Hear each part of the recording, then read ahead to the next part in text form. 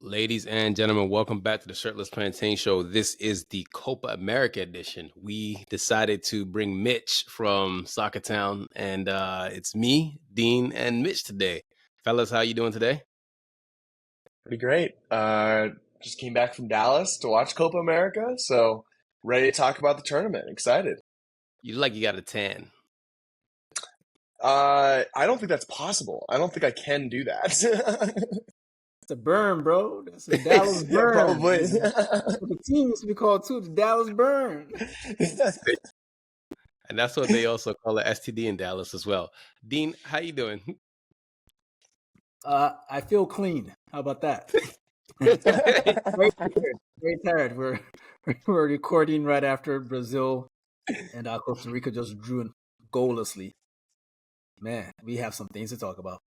We do. And we're going to start off with USA because you know why?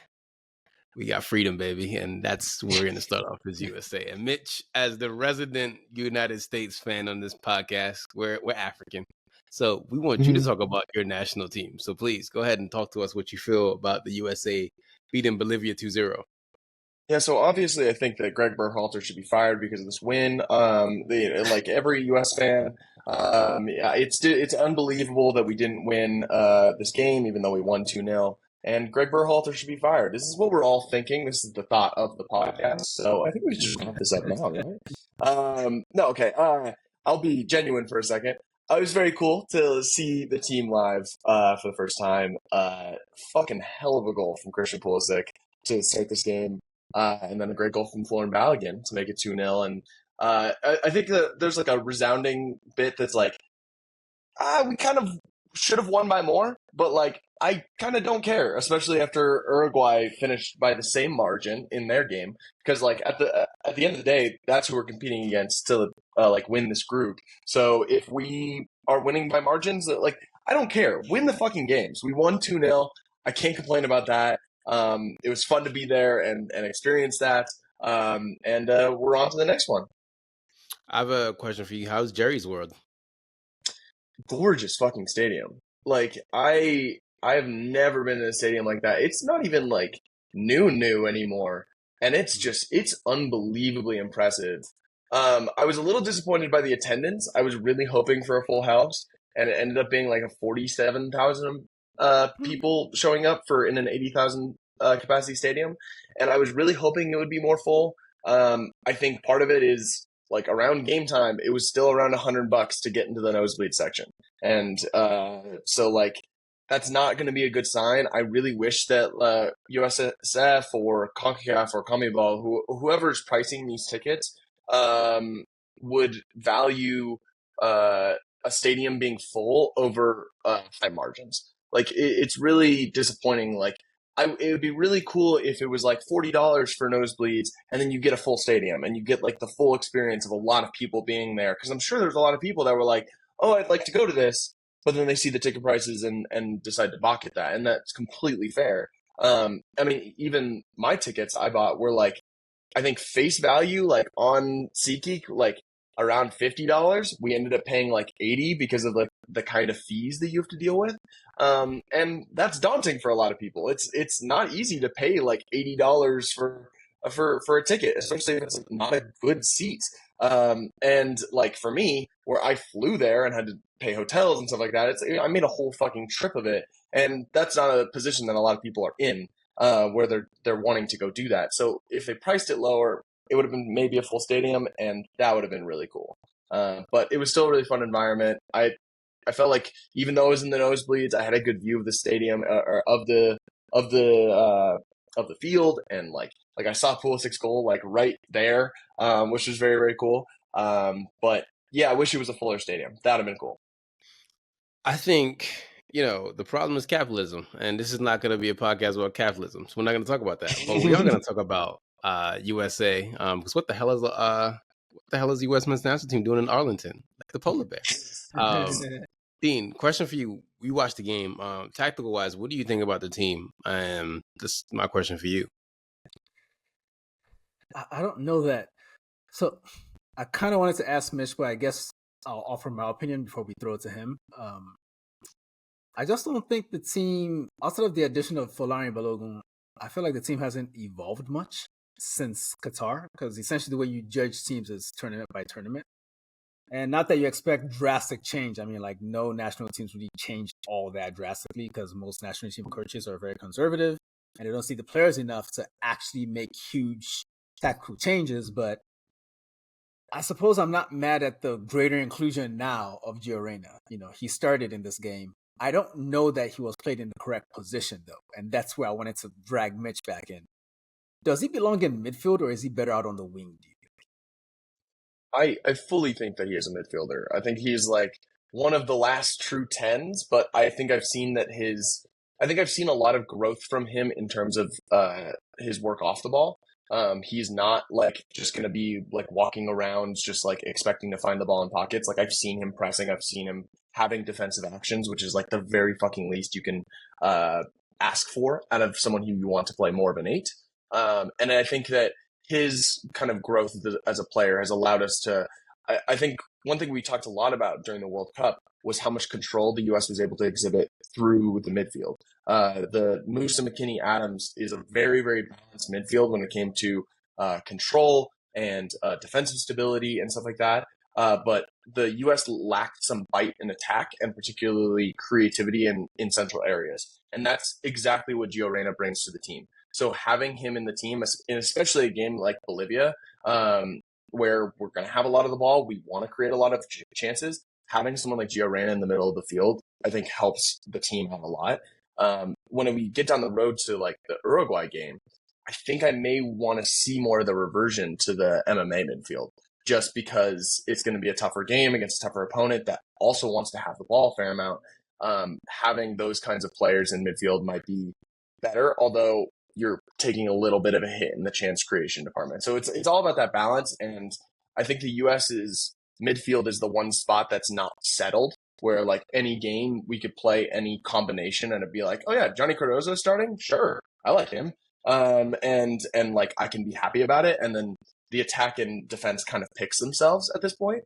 And so I really like Gio in the middle and I want to continue seeing him playing there. I don't think he offers as much when he's out wide. So would you keep him there? You just mentioned stiffening up the midfield with the MMA combination. Would you still keep Gio on the field, or does he go to the bench at that point? I think he goes to the bench, and that's not like he's like a luxury player. Like he's a player that like I don't know. I would love to try to fit him into the lineup at any point, but I think it's hard to do because you don't want to drop like Pulisic, obviously. You don't want to drop Tim Weah. And so it becomes kind of hard for him to break into the team in a game where we want to have a little bit more like beef in midfield. And that's not an indictment on him. That's just like the kind of player that he is at this point. And like the way that the game is in 2024, a traditional 10 is harder to like make a position for. It's kind of a position that doesn't really exist as much. So when we have the luxury to be able to play him, it's great. But I think there's games where it's not going to make as much sense, even though I would love to see Gio play every game. I just think tactically in like a Uruguay game, it makes more sense to go with an MMA midfield. I think it's funny how we talk about meat on other podcasts. Now we're talking about beef. This is obscene. We gotta bring the FCC in. This is obscene. My thing is with USA, right? And like I know a lot of people want to get rid of Greg, and this is the only thing I want to add is that like I think a lot of US fans have very high expectations, and the reality doesn't meet the expectations when shit happens. Like I think that this is going to be this is a solid young team. I think that a lot of these players need to also find homes where they play week in and week out. I also think that when you're going against a lot of these bigger teams in CONMEBOL, right, you're going to see a lot of reality that you don't want to see, right? You're going to see how the sausage is made. And when you don't make it to the semifinal, because I don't think you're going to make it to the semifinal, it's going to hurt. And I just want people to kind of, balance out the expectations. But I do understand, I'm a delusional person who watches Nigeria. So I do shamelessly promoting your team. But hey, I'm not here to burst nobody's bubble. I just want people to understand it. Like, listen, Greg ain't going nowhere and y'all can save your tweets. So that's all I want to say. I agree that I don't think Greg's going anywhere. I think it would take like a major embarrassment for the USSF to even consider getting rid of him. I think that from where a lot of US fans' expectations come from, because I agree. I think the semifinals is going to be like a tough place to get. I don't think that's like if Greg doesn't get to the semis, he should be fired. Like that's by no means what we should be thinking as fans. But I think that the reason that there is a higher expectation is it's in this country, and I think we want to see a step forward. Like especially with the World Cup being hosted here in a couple of years, like we're we're now reaching a point in like this team's evolution. Like Deen mentioned that a lot of it's stayed pretty stagnant. That's good in terms of like this team growing together and playing together. So like they've gotten more and more experience playing together. It should on a trajectory be like, okay, well, we lost in the round of 16 in the World Cup to Netherlands. Let's grow for the next tournament. We're playing in the Copa America. This is a huge step, a huge honor. Let's try to go further. And that's not going to be easy when we're potentially playing a team like Colombia or Brazil in the quarterfinals. But it's still like this tournament's here. We have a like. There's no denying this is a talented team. Like 100%. It may not stack up man to man in the way that like Brazil or Colombia does, but this is a talented team. And so I think that it's fair for there to be expectations on this team to make it. And I think that a lot of the players are like, our goal is to win this. And that should be the mindset going in. We shouldn't be going in like, semifinals is the goal. Like, I want the players to be like, we want to win this tournament. And that's exactly what I want out of the players.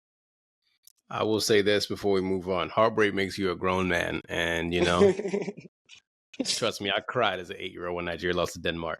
But yeah, it was a good game from USA. They won 2-0, great start, and Folarin Balogun finally got a goal. He needed that badly, so happy for him to get that. Other game I want to talk about is the opening game, Canada versus Argentina. Somebody was there, but yeah, that's neither here nor there. But yeah, that game was interesting as hell because Argentina looked lackadaisical. Dean, what did you take from Argentina watching that game?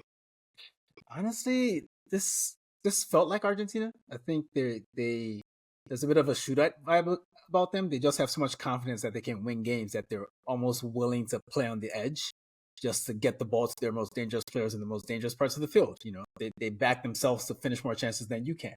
Because Canada looked amazing in this game. I was looking at Jesse 100%. Marsh like, hey man, this motherfucker might be better than the ball dude doing America's job right now, man. And I didn't think he could get them to perform with such intensity, such urgency. I mean, this is like his second or third game there, you know, counting the friendlies.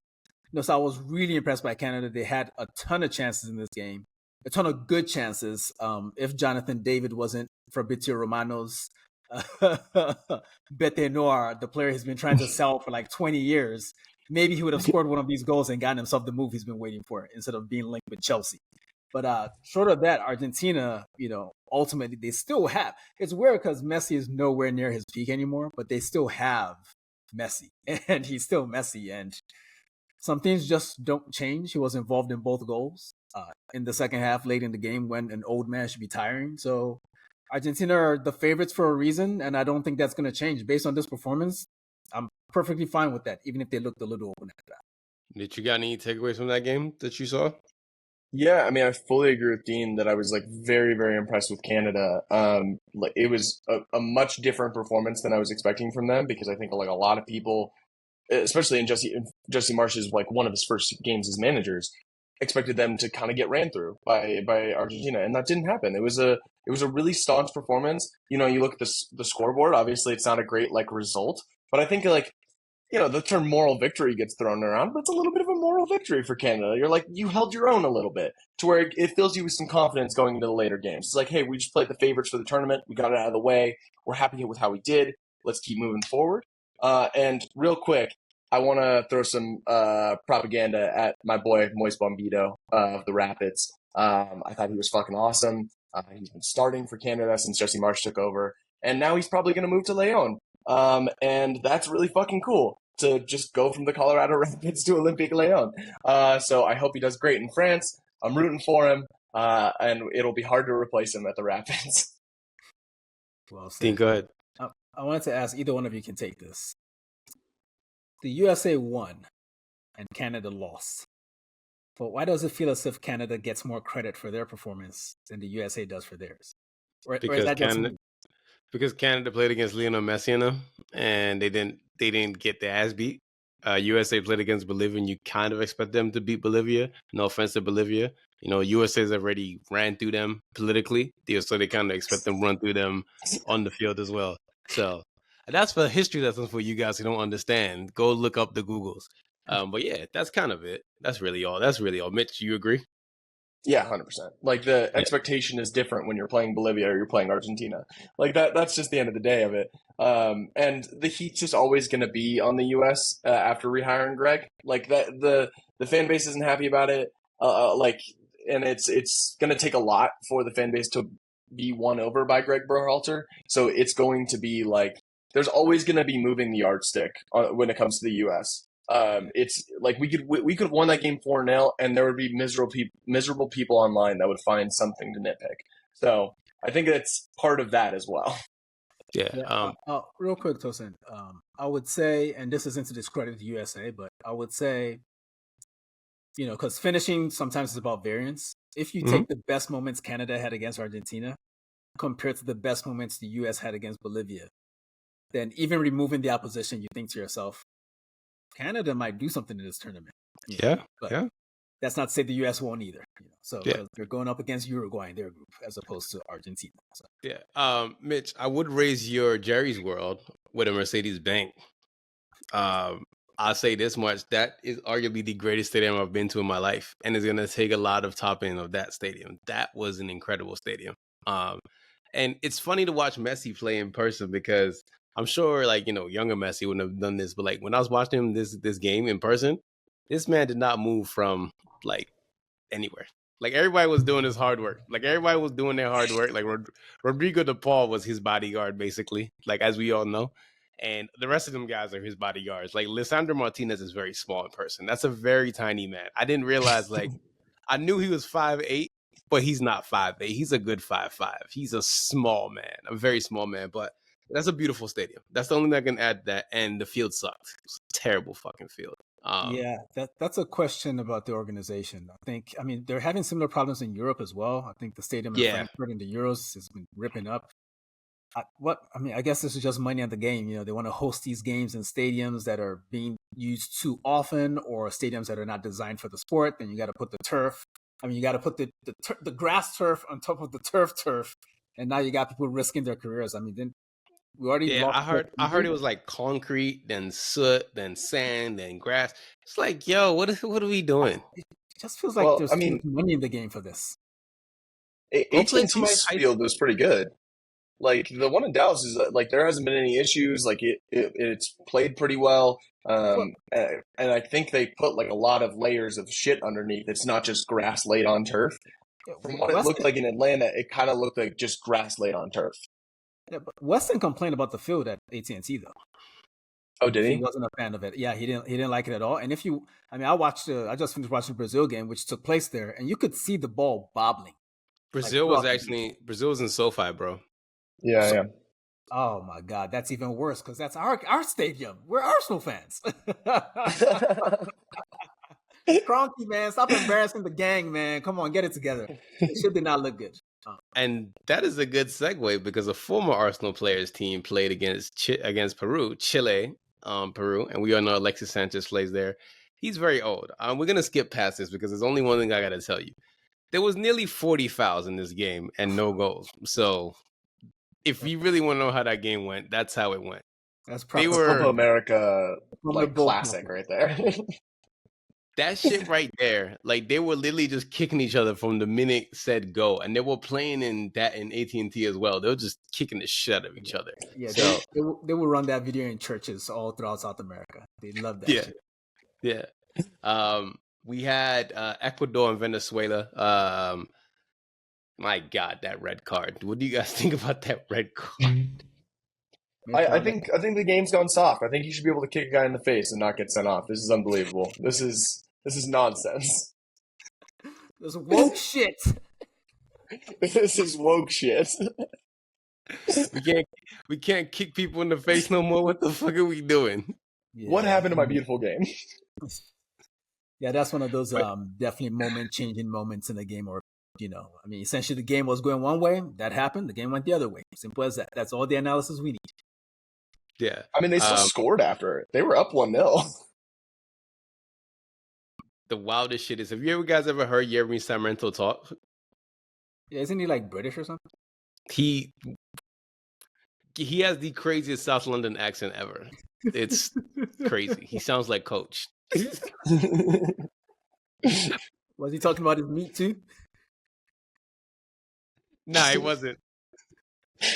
He said mistake though. But yeah, the coach of Venezuela made 2 changes, and both those guys scored. So, yay, coach. Mexico, Jamaica. The only thing I can take away from this game is that out of everybody in this tournament, I think that those 2 might have the best food in the tournament. They might have the best kits, and that's really about the only thing I take away from this game. Because if I want to talk about the football, there is no football to talk about. Not really. I mean, like, I know people that went to the game. No one texted me. No one texted me from the game. Maybe my friends just don't like me. There's a strong chance that could be the case. But everyone's so excited to go, then no one texted from the game and no one texted after the game. So that says it all. This was a really good kit matchup. I'll say that. I think Jamaica's kits look really nice and Mexico's look really nice, even though it's stupid that Mexico's home kit isn't green. It does look really good, so at least they have that. And then I'm a little worried for Mexico if Edison Alvarez's injury is serious. It looked pretty bad. And if that's serious, I think they may be fucked. But also, I think it says something to the point where Mexico are as a team right now. Like, they're showing the lineup, and I'm like, fuck me, I know 2 players on this Mexico team. I know Edison Alvarez, and I know Santi Jimenez, and that's it. And I was like, what has happened to Mexico as a team? In my day, Mexico never called up black players, and now they got one. So that's neither here nor there. I seen that shit. I was like, man, they need like this. This should not be hosted in Houston. I don't want these people setting bad examples. This is ridiculous. Like, what kind of race mixing is this? Miscegenation. I hate it. This is not the Mexico I grew up on. This is not Jared Borghetti, okay? Jared Borghetti did not die for this. No, he did not. Rafael Marquez did not kick people in the shins with this shit, okay? Uruguay Panama was 3-1. I want to start this off by saying, do you guys remember when Tinashe's song when she said, "Can you match my freak"? No. Uruguay and Marcelo Bielsa have matched each other's freak perfectly. Okay? Like, I've never seen 2 people that just match each other so well. What they want to do is run around and kick you, press you all game, and score. And Bielsa loves that shit. Like, they really, really are made for each other. I don't know where the hell, like, who came with the idea to hire him, but whoever did that in the Uruguayan Football Federation, you did an amazing job because the players buy in, the players love him, he loves the players, and you can see it. Darwin Núñez, though, I need you guys to talk to me about Darwin because I don't want to be mean, and I think you guys should be mean if I'm not going to be mean. I know Mitch and Darwin got the same facial hair, so I'll let him do that. I mean, I do want to, like, his new hair choice is certainly interesting. Got the braids going. What is it? The braids? There you go. But he's always just been a very, very funny player, and I will always get a kick out of watching him. I always want him to be at like an arm's distance from me, because I don't want him to ever play for my team because it'd be frustrating as hell. I just want him to be entertaining for other teams, and it's great. Yeah, I mean, end of the day, you never convinced me that a striker missing a shit ton of chances is necessarily a bad thing. What I don't like is strikers that don't get any chances. Like, somehow it doesn't matter what. Like, the only games in which Darwin didn't really make that sort of noise were probably against like City and Arsenal, maybe. Otherwise, somehow he's always in front of goal. And if he's in front of goal kicking at the ball, there's a chance. But God, he's so frustrating to watch, and I love it. But like Mitch said, not on my team at all. It's actually more frustrating to watch him for Uruguay than for Liverpool. For Liverpool, it's funnier. For Uruguay, I just feel bad because they only got like 4 million people there. So, he got to step it up. He can't be wasting 3 like that. 3 million. Damn. Yeah. Bigger. Crazy. Yeah. The wild thing is he missed all those chances throughout the game, right? This man takes a weak-footed volley out the sky, and that's the goal that he scores. I'm like, you know what? You are truly one of one. You are really, really something else. I saw Luis Suarez warming up. I'm like, yo, sit down, okay? Like, go sit the fuck down. You can't even run, okay? This is not for you. You've done this before. Go sit down. My favorite goal this whole tournament, though, was Maximiliano Rojo's goal. That was just beautiful. I think the thing that I loved the most about that goal was the way he set it up. Like, planting his foot. Like, it's the real basic shit you teach a 9-year-old how to shoot a ball, right? It's like, that's how you strike a ball, and he did it perfectly. So it's a great goal. Other than that, Panama played really well. They played their asses off. Panama's going to be a hard team for USA on Thursday in Atlanta. So yeah, man. They were so good that I want them in AFCON. We need to find a way to get those brothers back home for at least one edition. Like they will fit in just great. As I suggested once upon a time on a different platform, they can have Ghana's place. It's cool. I checked with the Ghanaians. They don't want to come next time. It's cool. Let's do this. Mitch, you got anything else you want to add about Panama before we move on? No, I'm glad they scored the one to keep the goal difference even between us and Uruguay. That's about it. I like that. Real nasty USA hater right here. I absolutely love it. There's a player on Panama, though, that I need to find his name because he is very much everything AFCON. And I think Dean knows exactly what I'm talking about. I'm trying to remember his name. Giovanni Welch. Oh, yeah, he came on as a sub. What the hell? The guy with the long socks and the thin and like the compression shorts. Yeah, he is so francophone. It's not even funny. Yeah. He is like, I saw him come on. I was like, yeah, I know exactly who you are. Like, that's a fucking Cameroonian, if I've ever seen one. Yeah, I've seen you before. You are what's it called? You are Jeremy's nephew. Okay, I know exactly who you are. You can't fool me. I've seen you before. Colombia, Paraguay. The biggest takeaway from this game is that James Rodriguez is older now, plays in Sao Paulo in Brazil, but barely.